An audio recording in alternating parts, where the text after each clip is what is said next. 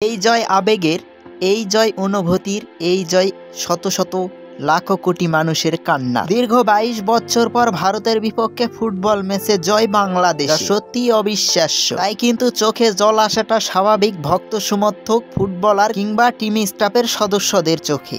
তার কোনো ব্যতিক্রম হলো না। বাংলাদেশ ফুটবল জাতীয় দলের জার্সিটা সৌমিত্র, হামজা চৌধুরীদের গায়ে ওঠার পরেই কিন্তু শক্তিশালী হয়ে উঠেছে দেশের ফুটবল। এখন শক্তিশালী নেপালের বিপক্ষেও হাড্ডাহাড্ডি ম্যাচ হয়। যদিও নেপালের বিপক্ষে জয়টা প্রত্যাশিতই ছিল বাংলাদেশের, কিন্তু হয়নি। তাই কিন্তু হতাশায় ডুবেছিল দেশের ফুটবলাররা। সেই হতাশা কাটিয়েই কিন্তু ভারতকে হারিয়ে কিন্তু অশ্রুসিক্ত নয়ন ফুটবলারদের। দীর্ঘ ২২ বছর পরে ভারতকে ১-০ গোলে হারালো বাংলাদেশ।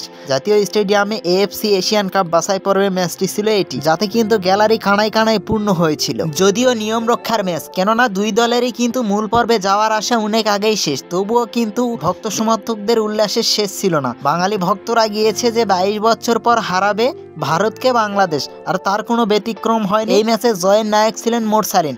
ম্যাচের ১১ মিনিটেই কিন্তু তার শট থেকে আসে একটি মাত্র গোল। সেই গোলের ব্যবধানেই কিন্তু জিতে যায় বাংলাদেশ। এশিয়া কাপের সমীকরণে কিন্তু আর বাংলাদেশ নেই। বাংলাদেশ ফুটবল রয়েছে ১৮ কোটি মানুষের হৃদয়ে, ১৮ কোটি মানুষের মনে।